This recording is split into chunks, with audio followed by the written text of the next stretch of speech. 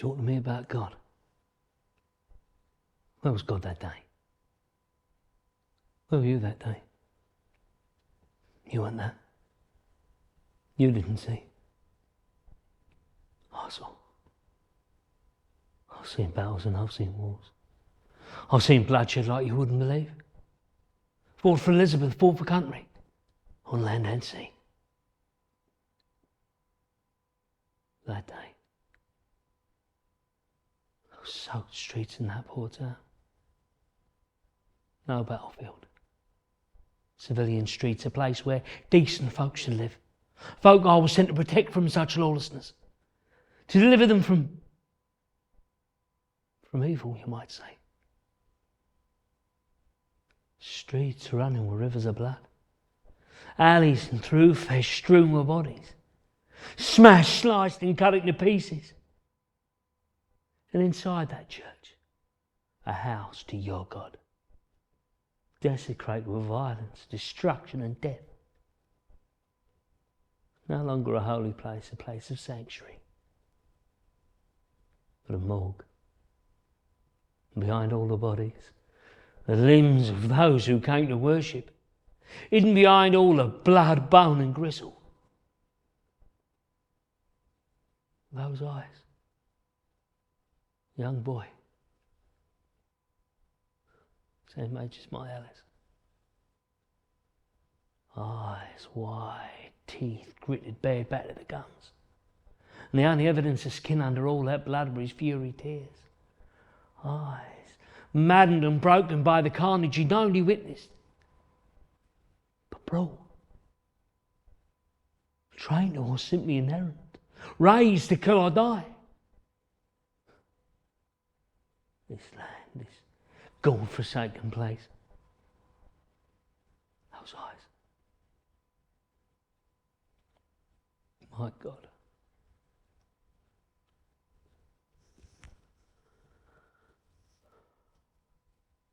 Man of law.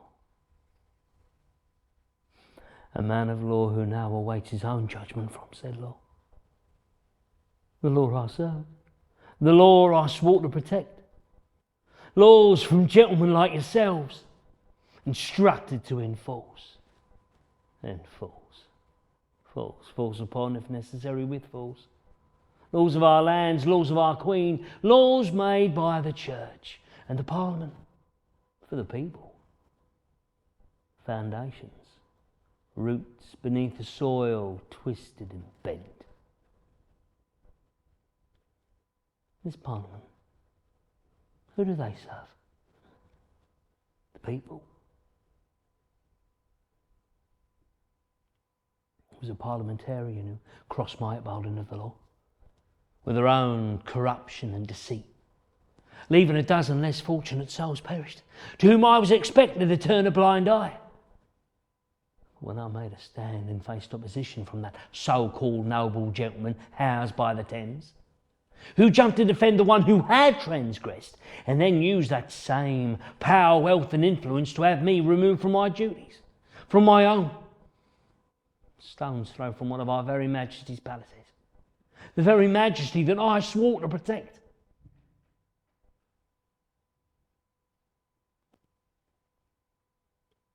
I was dragged before my superiors, told I had transgressed and embarrassed, I had made the wrong enemies. It was decided for the best to have me out of the way for the time being.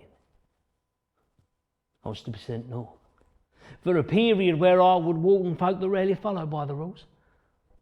Something I was told I should take heed of myself in future. Should have walked away. I'd heard stories of the north, the far north. The savagery and barbaric behaviour are a necessity to survive. Robbery and murder are certain and often as the rising and setting of the sun. Let the sun dare show itself, hiding behind dark, heavy clouds, soaking through its land and people. The borders, lands left to kill or be killed.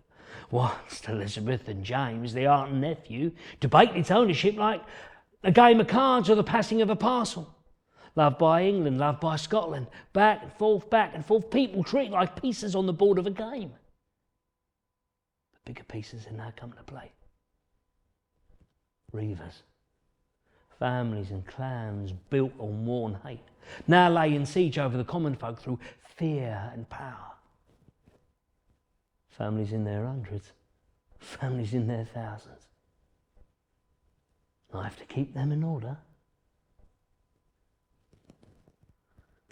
Now my needs must part, parting all I absent mourn. From Greenwich to Carlisle, and down in my Nancy for company for the week. Absence can no joy impart, joy once gone cannot return.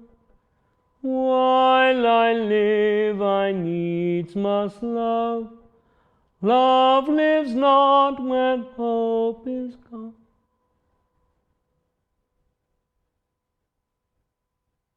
Even my family back in London, I miss them every day.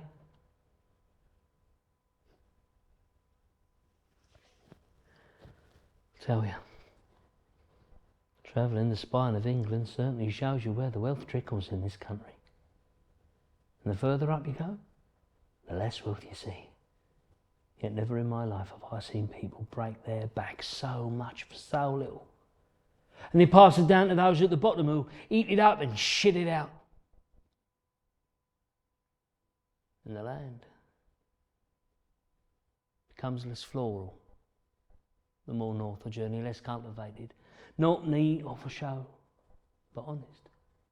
And its natural beauty is standing. And mountains take you up to the clouds and falls plunge you back again. Plant life, it draws you in, but touch it, it will scratch and sting. Beasts too indeed are majestic, but dangerous as hell, with their wild eyes, claws, beaks and teeth, not brushed, padded or combed.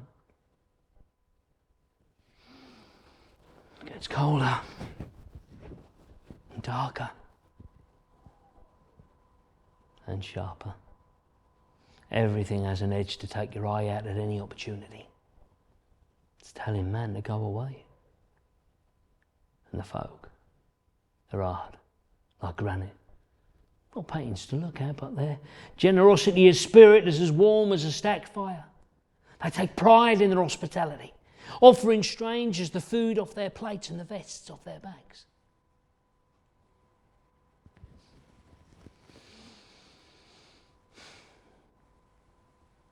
From the peak of the Pennines, I spy my new home, Carlisle. A small city pushed into the soil from the heavy weight of the problems on its shoulders. On my arrival, I was instructed to the castle keep, the city's home of the law, what look of it.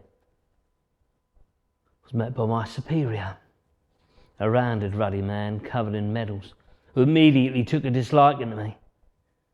Took me to the battlements, showed me the bleak landscape I would walk, gave me instruction using the word REIVER. Told me of these debated lands and the villainy it consumes. Lectured me on how power shifts as fast as the spin of a coin.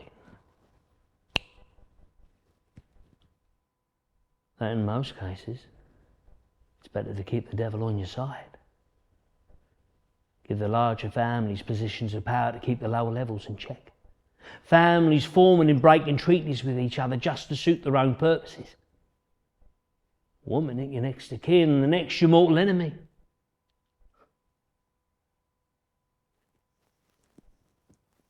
If mighty Adrian's army couldn't keep control of these lands with a great wall, what chance do we have? Still have the wall? Aye, some of it. Some of it. Aye, stolen by them to build the towers and turrets. I say let them tear themselves apart. They've fought and feuded for years and years, man.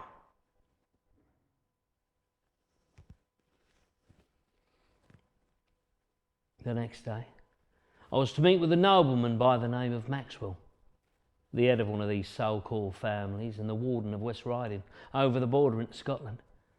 I was to join him and cross the border to apprehend a man by the name of William Johnson. Johnson himself, a former warden of the area, now deemed a villain and stripped of any entitlement. Venomous. The clan Johnson had a long animosity with the Maxwells. The Johnsons were responsible for the slaughter of 15 innocent farming tenants, and a bloody revenge for a drunken cousin who'd been strung up by the neck for stealing what he thought was a prize thoroughbred, but was in fact a blind mule from a wealthy landowner. Orders were sent from Edinburgh, handed to Maxwell to bring the clan Johnson to task. Flip of a coin. Maxwell was recruiting men, offering £10 of land for the head or hands of Johnson himself. No time at all. He had nearly 2,000 behind him.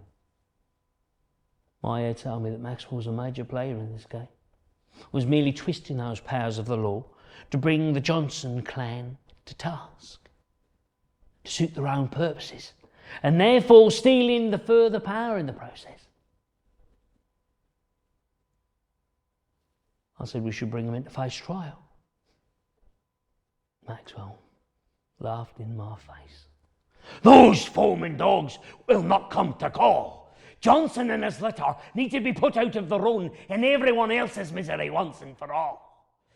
His eyes gleamed, face ruddied, mouth watered with a prospect. Scouts came with word that the villains had gone into hiding amongst the dunes of Dryford Sands over the border into Galloway. As we journeyed past tall towers, bastilles and battlements, we were joined by men all too keen to claim the purse on Willie Johnson's head. Maxwell took great pleasure in regaling crude stories, telling of how a terrible tribe the Johnsons were, from their murderous ways to the size of their private parts. Scouts spurred ahead to get a lay of the land, and the heavens opened, soaking us to the skin. We set camp in marshland, a stone's throw from the dunes, deafened by belching jackdaws who we shared their own meal. And in the distance, we could see their glowing fire, hear their revelry, and smell their whiskey. We shall hit them at the first light, when the drink has them at the most subdued.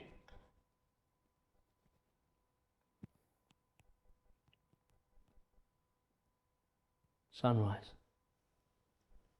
We crawled through the marshland, wet and cold, the wind whipping the nearby sand across our faces, cutting our skin. We waited. Then Maxwell spied Johnson from across the waters. Couldn't bide himself and called across. The calling and cursing began, language worse than any fish market. The tiny man was at the head of the taunting, using the foulest language and brandishing dagger and sickle. On closer look, I saw it was in fact a young boy, no older than 10. Fingers were raised and rears exposed by the clan Johnson, which caused Maxwell much grief. Now raging, Maxwell called upon his men to bring the clan Johnson to task in as many pieces as they fancied, but for the grand prize, the head and hands of Johnson himself. I said with their numbers low, we could easily bring him in alive. But Maxwell's pride had taken an almighty blow, even with his own men sniggering behind their helmets. Maxwell gave orders for the mercenaries to take the handful of mockers. Hundreds on horseback tramped the waters. Yet the Johnsons showed no fear, even though we outnumbered them 10-1. No. Something's not right. This is too easy. Maxwell's men surrounded Johnson. Johnson dropped to his knees, The boy emitted a high, shrill cry. Swords, axes, lances appeared. Men in their hundreds poured from nowhere over the dunes, demolishing Maxwell's men in minutes. Johnson's men. Johnson stood back, smiling at his own handiwork. The boy, he swung and cut like a possessed dervish.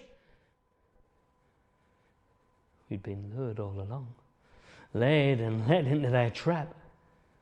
When many of Maxwell's army now slaughtered, Johnson set his sights on Maxwell, and he himself led the charge. "Fall back to Lockerbie!" Maxwell cried and galloped off at a pace. I took my musket from my back, took aim and fired above the Reds.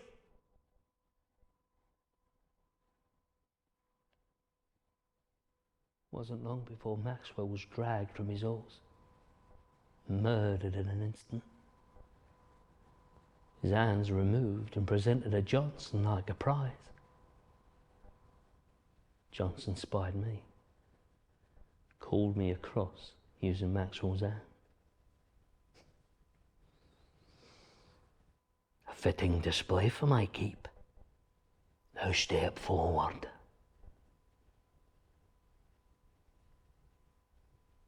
I was terrified. Prepared myself for the worst. Where hail you, stranger? London. London? Sent by Your Majesty. How privileged we are. I have no quarrel with you, London. Well, not today anyway. You go back to your masters and you tell them that a true villain has been dispatched this day. Oh, you look tired. You should rest. Johnson gave instruction to a man named Armstrong. Armstrong, a giant of a man, strode towards me and threw his fist in my direction.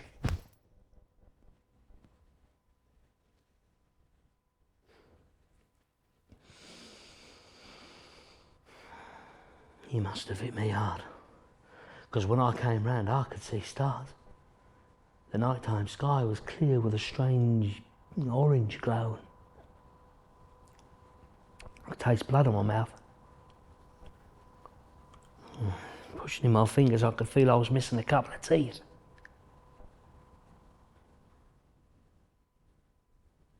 So I sat forward. I could see a great fire in the distance. What have they done? I leapt to my feet, and with a whistle, Nancy was by my side. She carried me with speed towards the peril. Spying what was ahead made my heart stop. Smell. Not only the smell of burning, but burning flesh. I remember that from the battlefield. And once you smell that, you never forget it.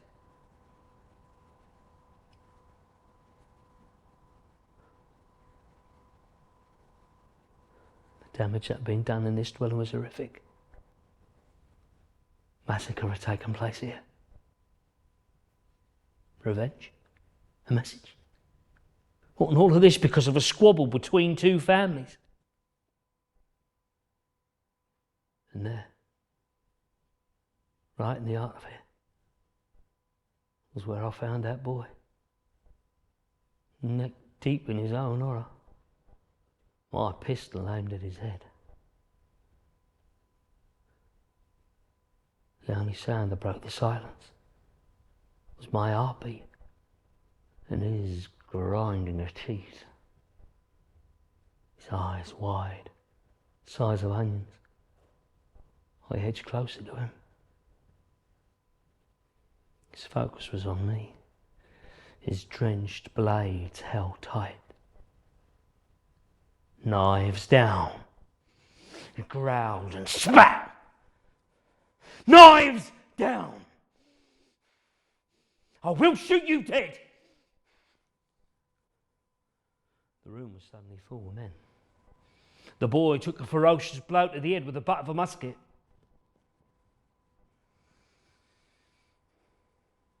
Militia.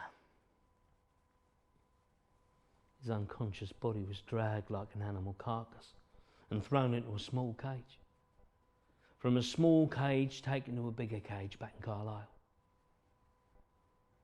His clan were vanished.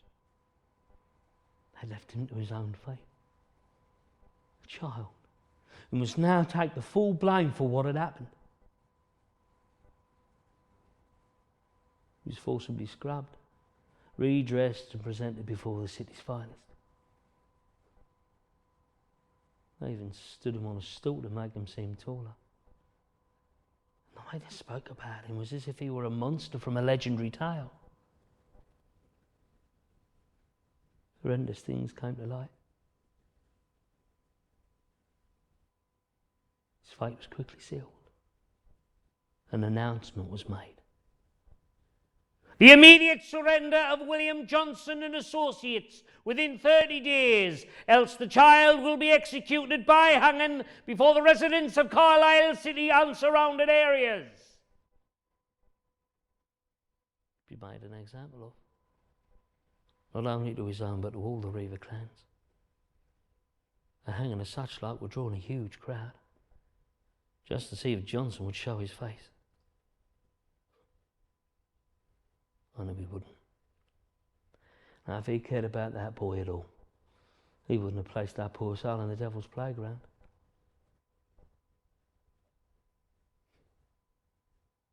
Didn't even know his name. But I made a decision.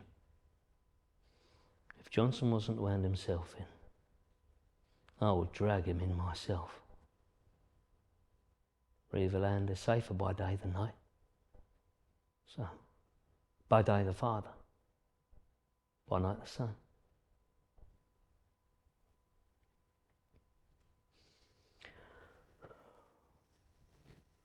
The lad only granted threats and curses, not words. And at any opportunity he would spit or hurl his filth in my direction. What is your name, boy?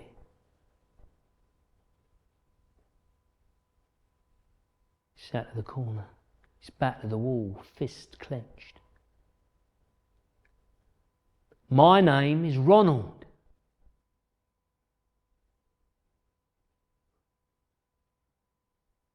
My search for Johnson began in closer lands.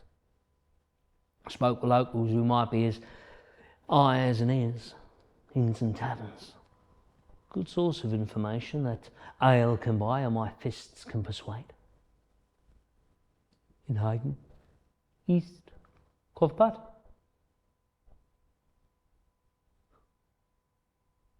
Boy, he ate like an animal. He tore his food apart. Funny to think how we would scold Alice for her elbows on the table at supper. What is your name, boy?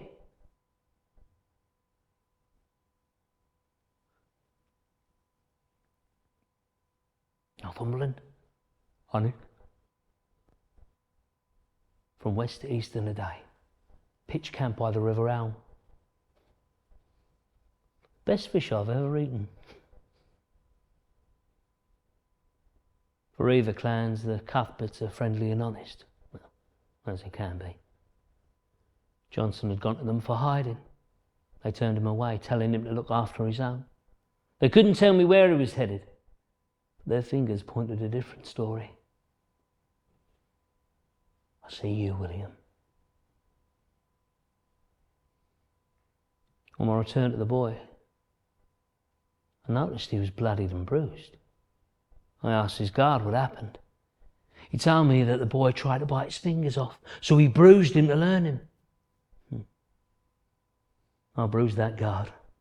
He won't be learning anyone for a while. I would do all the talking. My name is Ronald. I am from London. I have a daughter about your age. How old are you?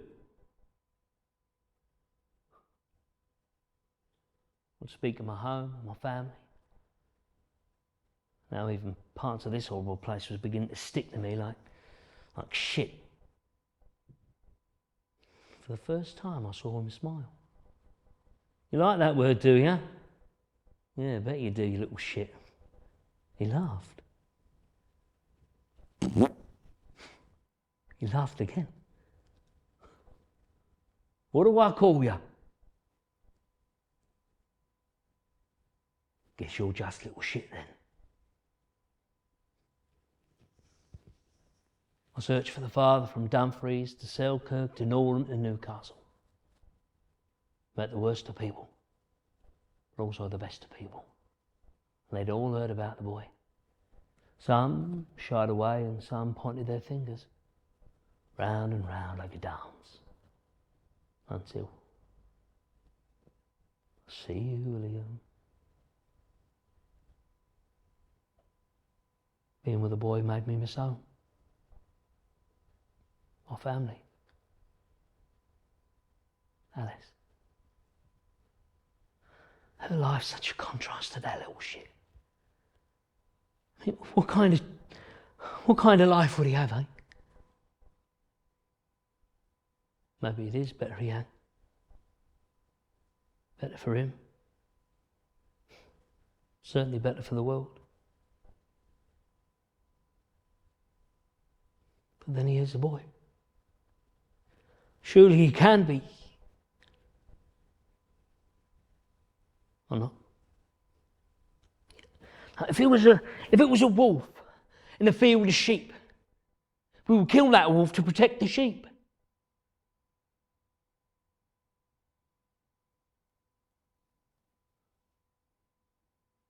I see you, villain, holding cool, laughing, drinking, surrounded by dozens hanging on to your words. And I hated you for that. Could attempt to take him in. Tear me to pieces. Could you shoot him?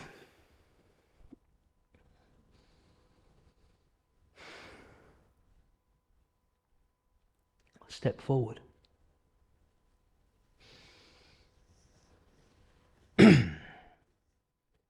Excuse me. London? Your son. Which one? I've got hundreds of the bastards. They all laughed. They're going to hang him.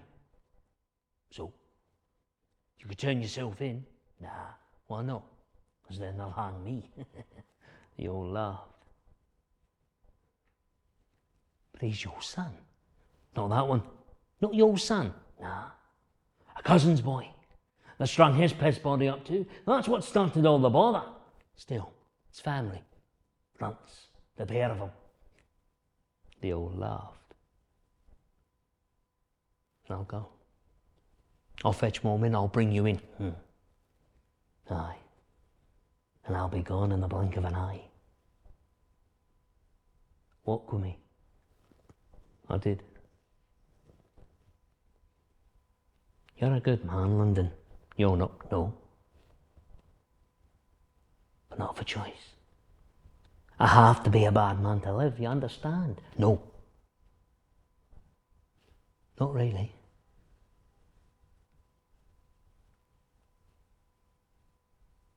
No one cares for us. We have to fight to survive. We fight them, we fight each other. One day you're a peacekeeper, the next a wanted man. That's how it's been for hundreds of years. We know no other way. He's a boy, so was I. You shouldn't hang. No? Then? You're a good man. Yeah, you said that. You won't let him hang. It's the decision of the law. You're a good man. You'll do the right thing, I'm sure.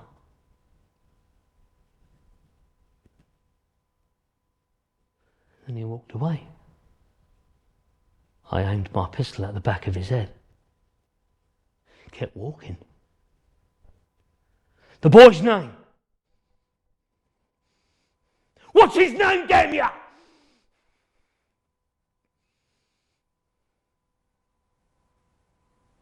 Turtle.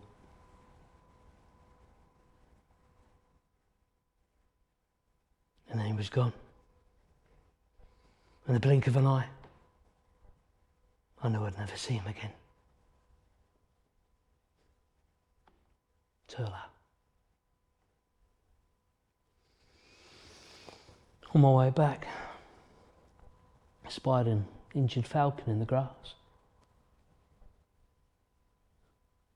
She shrieked and snapped as I picked her up. She'd been bitten by a snake preyed on, thinking it was a rabbit. I wrapped her up and placed her in my long pack. And together we journeyed back to that dark dungeon in Carlisle. The boy was sat cross-legged on the floor, in the smallest shaft of light through a crack in the stone. So hello. He smiled in the light. Terrible, he replied. On seeing the falcon, the boy's attention was immediately drawn. I allowed him to have a closer look. Put his hand out towards her. A beak snapped at his fingers. For a moment I feared for the bird's safety, but the boy simply laughed in excitement and put his hand out again. He took her into his arms and showed nothing but pure affection. What should we call her then, Turlo?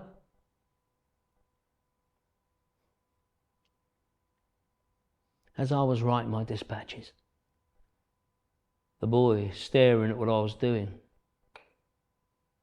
I offered him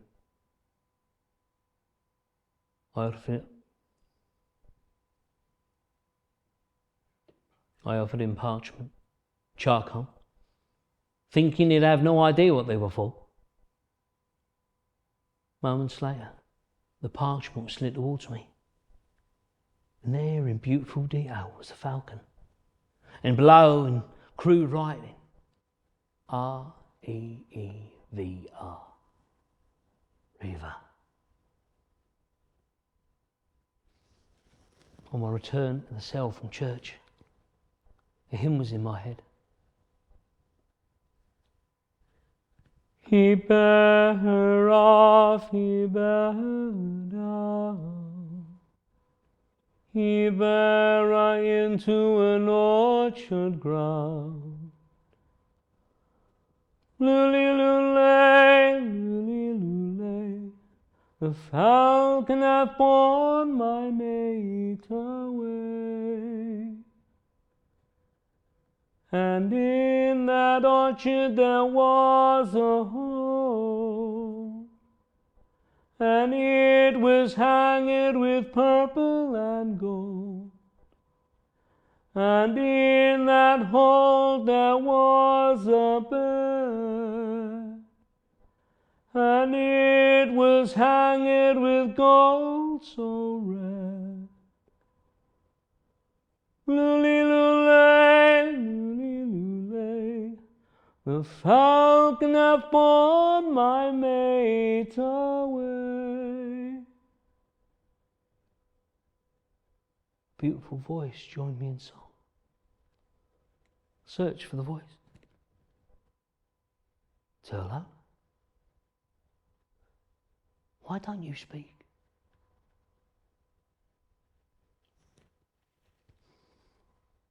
Days passed. The bird was now healed, ready to be set free into the wild. We walked to the courtyard, the chained boy, the hawk and I. I took her from a nest I'd made from a box. The boy stroked her head one final time. Then I threw her into the air. She floundered but found her wings. Disappeared into the sky, calling back. Looked at the boy. He was calling back. Shoulders shaking, tears running down his face. We stood together, broken both.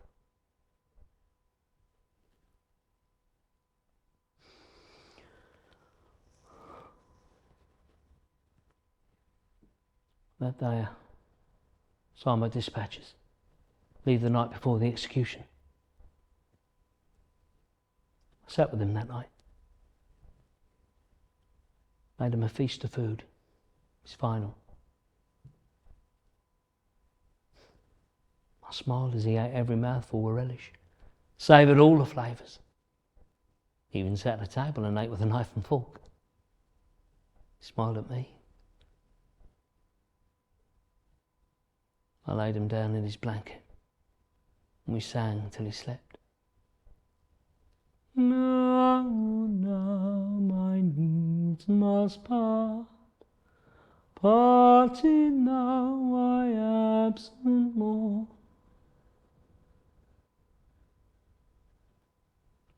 Prepared my long pack one last time.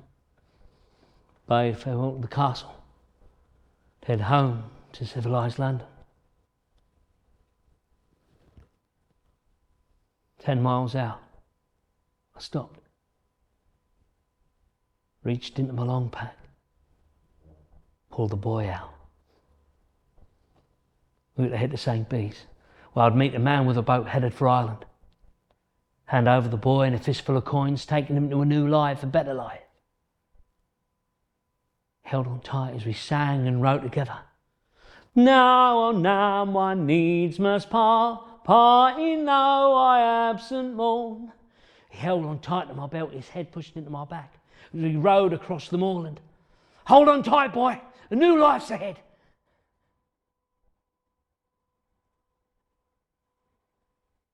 Cold pain plunged into my side. Felt it many times in battle. So I looked down, saw a dagger in my side. My dagger. I fell from a horse into the heather.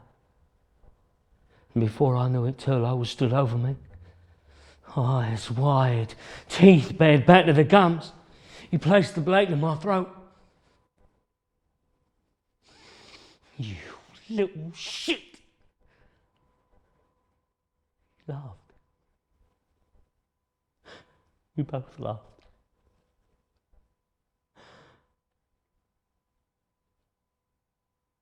Then he was gone. In the blink of an eye.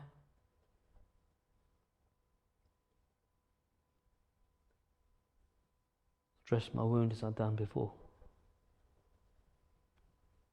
But all I could think of were Johnson's words. You're a good man. You'll do the right thing, I'm sure. Yeah. Stitched up like a bloody kipper. Where was this kipper to swim? Head back home to London? To my family? Drag them into this tragedy? Hit St. Bees and take myself across the sea. My conscience bit and snapped and kicked until I made my choice. Here, that dark dungeon back in Carlisle. To be greeted by chains and shackles. Dwell in the same cell that I once governed.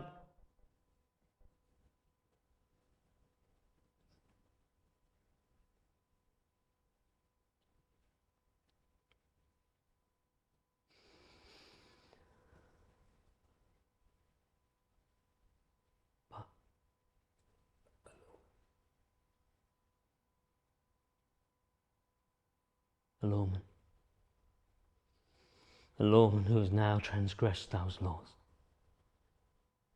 Corrupt? Flip of a coin.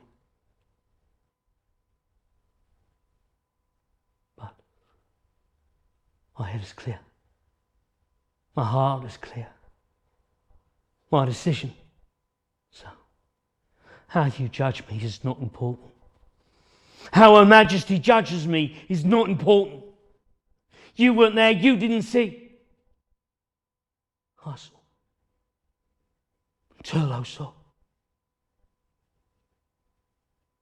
Did I crack the shell? Or was he just the wolf who cried, boy? I hope one day you'll be truly free. Free from that REIVER leash. free from the violence and the bloodshed, free from this God-forsaken place.